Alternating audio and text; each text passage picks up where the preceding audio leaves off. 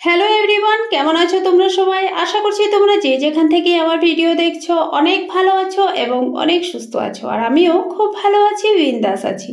তো আজ আবারও এসে গেছি একটা নিউ রেসিপি ভিডিও নিয়ে। আশা করছি আমার ভিডিও তোমাদের ভালো লাগবে। যদি ভালো লাগে শুরুতেই একটা লাইক করে দিও। যদি ভাবো যে ভিডিওটা শেষ করে লাইক করে দেবো, তবে কিন্তু তোমরা ভুলে যাও, লাইক করো না, কমেন্টও করো না।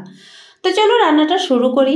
এবার রান্নাটার জন্য আমি এখানে দু রকমের ডাল ব্যবহার করছি। তো এখানে আমি মুগ ডাল আর মসুর ডাল নিয়ে নিলাম। এবার ডালটা ভালো করে আমি ধুয়ে নেব। 2-3 বার ভালো করে ধুয়ে তারপরে আমি এটা আধা ঘন্টার জন্য ভিজিয়ে রাখবো।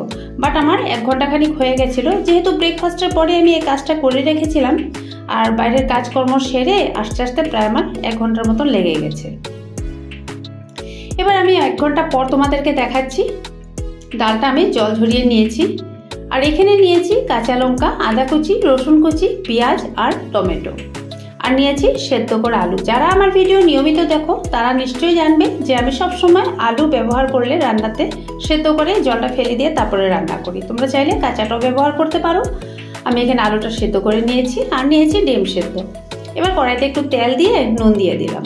আর নিয়মিত যারা আমার ভিডিও দেখো এটাও জানবে যে আমি ডিম ভাজার সময় কোনোদিন হলুদের ব্যবহার করি না। হলুদের ব্যবহার করলে আর এই ডিমটা যখন ভাজবো তেলটা একেবারে কালো কালো হয়ে যায়, আর সেই তেলটা ফেলে দিতে হয়। সেই তেলে যদি তরকারি রান্না হয় তরকারিটাও কালো কালো হয়ে যায়। তার জন্য আমি শুধু নুন দিয়েই ডিমটা ভেজে নিই। এবার ডিমটা ভাজা আমার হয়ে গেছে, ডিমটাকে আমি এবার তুলে নেব। এই তেলেই আমি আবার আলুটাও ভেজে নেব। যেহেতু সেদ্ধ করে রেখেছি তাও একটু ভেজে নেব। আলুটা ভাজা হয়ে গেছে, এবার আলুটাও তুলে নেব। তো এবার আমি এখানে ব্যবহার করব পেঁয়াজটা, আদা কুচি, রসুন কুচি আর অল্প কাঁচা লঙ্কা। আর বাকি কাঁচা লঙ্কা টমেটোটা পরে ব্যবহার করব। এবার মিনিটখানেক পেঁয়াজটা, আদাটা, রসুনটা ভালো করে ভেজে নেব। একটু লাল লাল করে ভাজা হয়ে গেলেই যে ভিজিয়ে ধুয়ে রেখেছিলাম, জল ঝরিয়ে রেখেছিলাম ডালটা, সেই ডালটাও সেখানে দিয়ে দেব। ভালো করে একটু নাড়াচাড়া করব। 2-3 মিনিটের মতন ভালো করে নাড়াচাড়া করে নেব। তারপর এখানে দিয়ে দেবো স্বাদ অনুযায়ী নুন, পরিমাণ মতন হলুদের গুঁড়ো। আবারও একটু ভালো করে নাড়াচাড়া করে নেব। আর গ্যাসের ফ্লেমটা এই সময় লো টু মিডিয়াম রাখবেন। তারপর এখানে পরিমাণ মতন আমি জলটা দিয়ে দেব।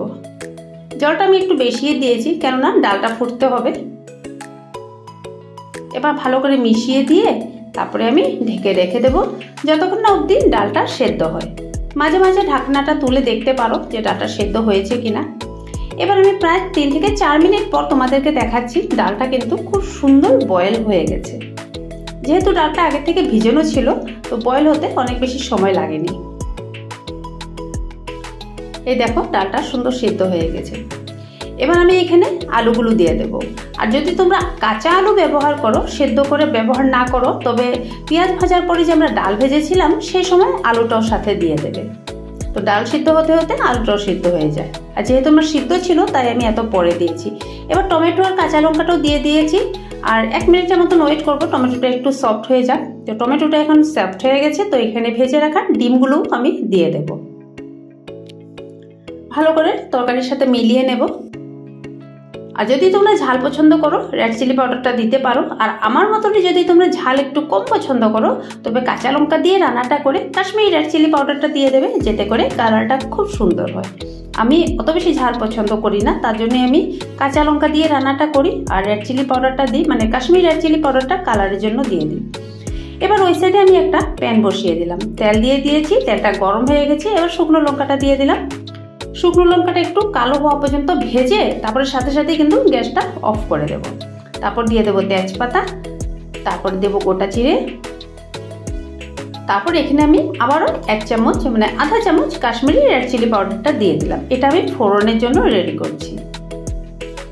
এবার সরাসরি এই ডালের মধ্যে, এই ডিম দেওয়া ডালের মধ্যে ফোড়নটা দিয়ে দেব। এই যে একটা সুন্দর গন্ধ বেরোচ্ছে না, মানে বলে বোঝাতে পারবো না। এবার আমি ধনেপাতা দিয়ে এটাকে দিয়ে দিচ্ছি। আমার রান্নাটা শেষ, গ্যাসও অফ করে দিয়েছি। আমি ধনেপাতা দিয়েছি, তোমরা যদি ধনেপাতা না দিতে চাও কসুরি মেথি দিতে পারো, বা 1 চামচ ঘি দিতে পারো, বা ফ্রেশ ক্রিম থাকলে সেটাও দিতে পারো, যার যেমন খুশি। আমার কাছে ধনেপাতা ছিল তাই আমি ধনেপাতা দিয়েছি। একবারের জন্য হলো বাড়িতে ট্রাই করবে, কেননা ডিম তো তোমরা বানাও, আলু দিয়েও বানাও, ডালও বানাও।